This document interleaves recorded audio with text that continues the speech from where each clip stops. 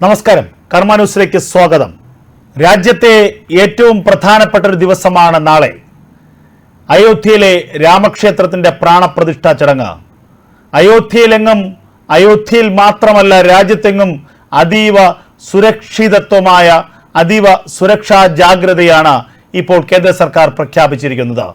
അയോധ്യയിലെ രാമക്ഷേത്രത്തിന്റെ പ്രാണപ്രതിഷ്ഠാ ചടങ്ങ് ഒരു തടസ്സവും കൂടാതെ നടക്കണം.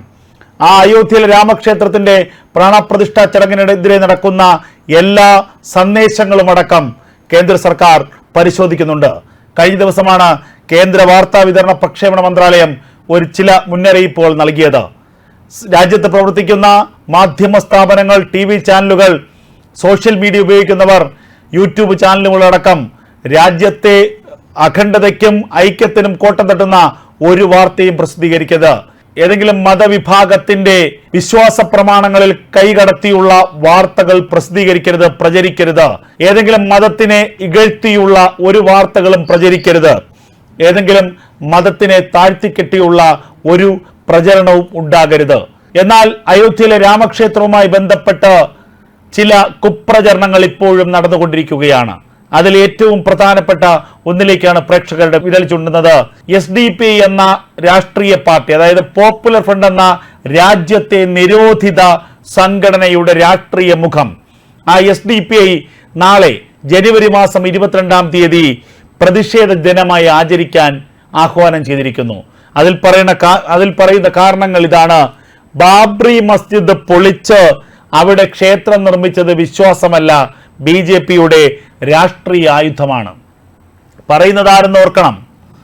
പറയുന്നത് രാജ്യത്തെ നശിപ്പിക്കാൻ ശ്രമിച്ച, രാജ്യത്ത് വിസ്ഫോടനം നടത്താൻ ശ്രമിച്ച, മറ്റ് രാജ്യങ്ങളിലെ തീവ്രവാദ സംഘടനകളിൽ നിന്ന് പണം വാങ്ങി ഭാരതമെന്ന മഹാരാജ്യത്തെ തകർക്കാൻ ശ്രമിച്ച പോപ്പുലർ ഫ്രണ്ട് എന്ന തീവ്രവാദ സംഘടനയുടെ രാഷ്ട്രീയ മുഖമാണ് പറയുന്നത്.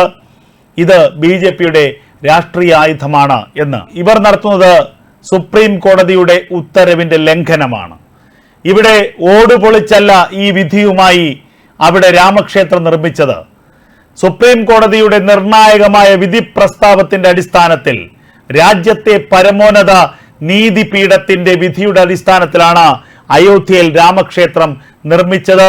ആ രാമക്ഷേത്രത്തിന്റെ പ്രാണപ്രതിഷ്ഠ നടക്കാൻ പോകുന്നത്. എന്നിട്ടും അതിൽ വർഗീയ വിഷം കലർത്താൻ ശ്രമിക്കുന്ന വർഗീയവാദികളാണ് നമുക്ക് ചുറ്റിലുമുള്ളത് എന്നതാണ് ഏറ്റവും ശ്രദ്ധേയമായ കാര്യം. അതിൽ വർഗീയത വീണ്ടും വീണ്ടും കലർത്താൻ ശ്രമിക്കുന്നു. ഇവിടെ സുപ്രീം കോടതിയുടെ ഉത്തരവ് എല്ലാവരും അംഗീകരിച്ചതും മാനിച്ചതുമാണ്.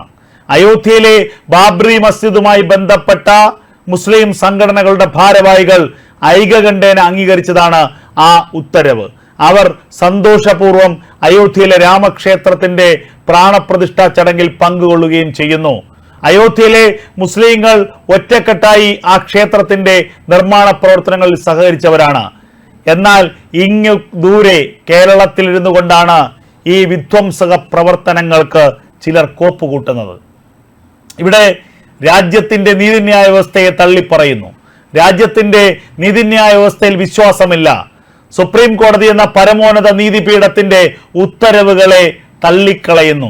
ആ ഉത്തരവുകളെ അവഗണിക്കുകയാണ്. ആ ഉത്തരവിലും വിശ്വാസമില്ല. രാജ്യത്തിന്റെ ഭരണഘടനയിൽ വിശ്വാസമില്ല.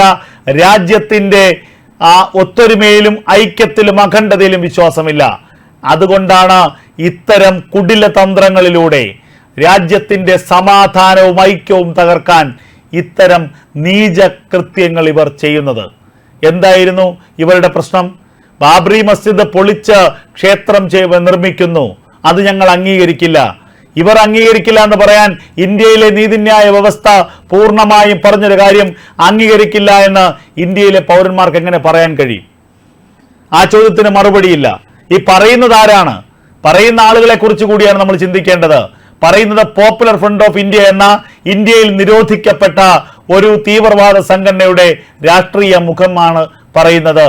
ഞങ്ങൾ ഇത് വഞ്ചനാ ദിനമായി ആചരിക്കും. നിങ്ങൾ എന്ത് ദിനമായി വേണോ ആചരിച്ചോ, അതിലൊന്നും ഇവിടെ പ്രശ്നമില്ല. നിങ്ങൾ വഞ്ചനാ ദിനമായി ആചരിച്ചാലും അയോധ്യയിലെ പ്രാണപ്രതിഷ്ഠയെ സംബന്ധിച്ച് അതൊരു ചുക്കുമുണ്ടാക്കില്ല എന്നുള്ളത് എല്ലാവർക്കും അറിയാം. അയോധ്യയിലെ പ്രാണപ്രതിഷ്ഠ ആ കൃത്യം സമയത്ത് തന്നെ നരേന്ദ്രമോദിയുടെ അധ്യക്ഷതയിൽ, നരേന്ദ്രമോദിയുടെ കാർമ്മികത്വത്തിൽ നടക്കുമെന്ന കാര്യത്തിൽ ഒരു തർക്കവുമില്ല. പിന്നെ നിങ്ങളുടെ പ്രതിഷേധവും ആഹ്വാനവുമൊക്കെ അതൊരു വഴിക്ക് നടക്കട്ടെ. അതിനെക്കുറിച്ചുള്ള തുടർ അന്വേഷണങ്ങൾ ഇനിയും ഉണ്ടാകും. കാരണം ഈ പോപ്പുലർ ഫ്രണ്ട് ഓഫ് ഇന്ത്യയിൽ നിരോധിക്കാനുള്ള കാരണമെന്തെന്ന് കൂടി ജനങ്ങൾ ഒന്നുകൂടി ഓർക്കണം. രാജ്യത്തെ തിരഞ്ഞെടുക്കപ്പെട്ട സർക്കാരിനെ അട്ടിമറിക്കുക, അതിനുവേണ്ടി രാജ്യത്തുടനീളം സ്ഫോടന പരമ്പരകൾ നടത്തുക, രാജ്യത്തെ കലാപവും കൂട്ടക്കൊലയും നടത്തുക, അതിനുശേഷം ജനാധിപത്യപരമായി തിരഞ്ഞെടുക്കപ്പെട്ട സർക്കാരിനെ അട്ടിമറിച്ചുകൊണ്ട് മതഭരണം കൊണ്ടുവരിക, ശരീഅത്ത് നിയമപ്രകാരമുള്ള ഭരണം സ്ഥാപിക്കുക 2047. ഇതാണ് ഇക്കൂട്ടരുടെ ആഗ്രഹമായിരുന്നത്. ആഗ്രഹവുമായി മുന്നോട്ട് പോയപ്പോഴാണ് കേന്ദ്രത്തിലെ BJP സർക്കാർ കൃത്യമായ നിർദ്ദേശം കൊടുത്തു. NIA അടക്കമുള്ള അന്വേഷണ ഏജൻസികൾക്ക് തൂക്കാനുള്ള ഉത്തരവ് നൽകി. അങ്ങനെ രാജ്യത്തിന്റെ പല മൂലകളിൽ നിന്ന്, പല കോണുകളിൽ നിന്ന് പോപ്പുലർ ഫ്രണ്ടിന്റെ നേതാക്കന്മാർ പിടിക്കപ്പെട്ടു. ഏറ്റവും കൂടുതൽ പിടിക്കപ്പെട്ടത് ഇങ്ങ് കൊച്ചു കേരളത്തിൽ നിന്നാണ്. മതേതരത്വത്തിന്റെ വാഴ്ത്തുപാട്ടുകൾ നടക്കുന്ന കേരളത്തിൽ നിന്നുള്ള നേതാക്കളുടെ ചരിത്രം NIA പുറത്തുവിട്ടപ്പോ ഞെട്ടിയത് മലയാളികൾ മാത്രമാണ്. കാരണം ഇത്രത്തോളം തീവ്രവാദത്തിന്റെ വേരുകൾ ആഴത്തിൽ വേരൂന്നിയ മണ്ണാണല്ലോ കേരളമെന്ന് ഞെട്ടിപ്പോയി മലയാളികൾ. എന്തായിരുന്നു കേരളത്തിലെ തീവ്രവാദത്തിന്റെ വേരോട്ടം? തുർക്കിയിലുള്ള തീവ്രവാദികളിൽ നിന്ന് പോലും അച്ചാരം കൈപ്പറ്റിയ കേരളത്തിലെ തീവ്രവാദ നേതാക്കൾ, ലോകത്തെ എല്ലാ തീവ്രവാദ സംഘടനകളുമായി ബന്ധമുള്ള മലയാളികളായ പോപ്പുലർ ഫ്രണ്ട് നേതാക്കൾ, ISISിൽ നിന്നും അൽ-ഖ്വയ്ദയിൽ നിന്നും വരെ സാമ്പത്തിക നേട്ടമുണ്ടാക്കിയവർ, ISISിൽ നിന്നും അൽ-ഖ്വയ്ദയിൽ നിന്ന് വരെ പരിശീലനം നേടിയ തീവ്രവാദികൾ കേരളത്തിലുണ്ട് എന്നുള്ള ഞെട്ടിപ്പിക്കുന്ന വിവരമാണ് കേരളത്തിന്റെ സർക്കാരിനെ പോലും അറിയിക്കാതെ NIA കണ്ടെത്തിയത്. അങ്ങനെ പോപ്പുലർ ഫ്രണ്ടിനെ നിരോധിച്ച ശേഷം കേരളത്തിലെ പോലീസിനെ അറിയിക്കാതെ NIA സംഘം കേരളത്തിലേക്ക് എത്തുകയാണ്. കേരളത്തിലെത്തി രാവിലെ ഉറക്കമുണരുന്നതിന് മുൻപ് തന്നെ പോപ്പുലർ ഫ്രണ്ടിന്റെ നേതാക്കന്മാരെ പൊക്കിക്കൊണ്ട് NIAയുടെ ഫ്ലൈറ്റ് ഡൽഹിയിലേക്ക് എത്തി. കേരളത്തിന്റെ പോലീസ് അറിഞ്ഞു പോലുമില്ല. അറിഞ്ഞിരുന്നുവെങ്കിൽ പച്ച വെളിച്ചം ഗ്രൂപ്പുകാർ അത് കൃത്യമായി ചോർത്തി കൊടുത്തേനെ എന്ന് NIAക്ക് അറിയാം. അങ്ങനെ കേരളത്തിൽ നിന്നുള്ള പോപ്പുലറിന്റെ നേതാക്കന്മാർ ഇപ്പോഴും ഇരുമ്പഴിക്കുള്ളിലാണ്, ഇപ്പോഴും തടവറയിലാണ്.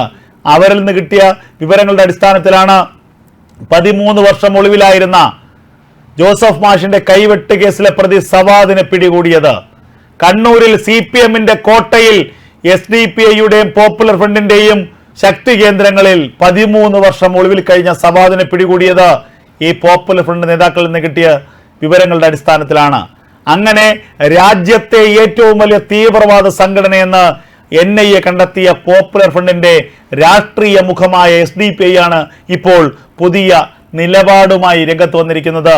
വഞ്ചനാ ദിനം ആചരിക്കും പോലും രാജ്യത്ത് വഞ്ചനാ ദിനം ആചരിക്കണമെന്ന് പ്രചരിപ്പിക്കുന്നത് SDPI ആണ്. പോപ്പുലർ ഫ്രണ്ടിലെ പ്രവർത്തകർ തന്നെയാണ് SDPIയുടെയും പ്രവർത്തകർ എന്നാൽ യാതൊരു തർക്കവുമില്ല. രാജ്യത്തെ നിയമ സംവിധാനങ്ങൾ, നിങ്ങൾക്ക് വേണമെങ്കിൽ അയോധ്യയിലെ പ്രാണപ്രതിഷ്ഠ ചടങ്ങിൽ പങ്കെടുക്കാതിരിക്കാം, അതിനെ അനുകൂലിക്കാം, വിമർശിക്കാം. പക്ഷേ രാജ്യത്തിന്റെ നിയമവ്യവസ്ഥ അംഗീകരിച്ച ഒരു കാര്യത്തെ തള്ളിപ്പറയാൻ ഒരു രാജ്യത്തെ പൗരൻ നിലയ്ക്ക് എന്താണ് ഇവർക്ക് ധാർമ്മികമായ അവകാശമുള്ളത്? പരമോന്നത നീതിപീഠത്തിനെ ഉത്തരവിനെ തള്ളിപ്പറഞ്ഞുകൊണ്ട് ഇവർക്ക് എങ്ങനെയാണ് ഈ രാജ്യത്ത് തുടരാനാവുക? എന്താണ് ഇവരുടെ ലക്ഷ്യം? അതായത് രാജ്യത്തെ ഐക്യവും അഖണ്ഡതയും തകരണം. ഏതെങ്കിലും ഒരു മതവൈരത്തിന്റെ പേരിൽ, മതസ്പർദ്ധയുടെ പേരിൽ രാജ്യത്ത് വലിയ സംഘർഷങ്ങളും രാജ്യത്ത് വലിയ കൂട്ട അടികളും ഉണ്ടാകണം. അതിലൂടെ രാഷ്ട്രീയ നേട്ടം ഉണ്ടാക്കണം. ഇതിനപ്പുറം മറ്റ് ലക്ഷ്യങ്ങളൊന്നും തന്നെ ഇവർക്കില്ല. ഇത് കേവലമുള്ള ഒരു പ്രചരണം മാത്രമല്ല, ഇതൊരു ദുഷ്ടലാക്കോടുകൂടിയുള്ള വലിയ പ്രചരണമാണ്.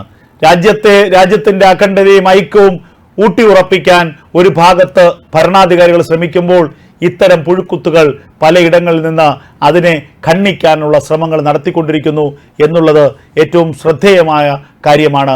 അത് വളരെ ഗൗരവത്തോടെ തന്നെ കാണണം എന്നുള്ളതാണ് ഏറ്റവും പ്രധാനപ്പെട്ട കാര്യം.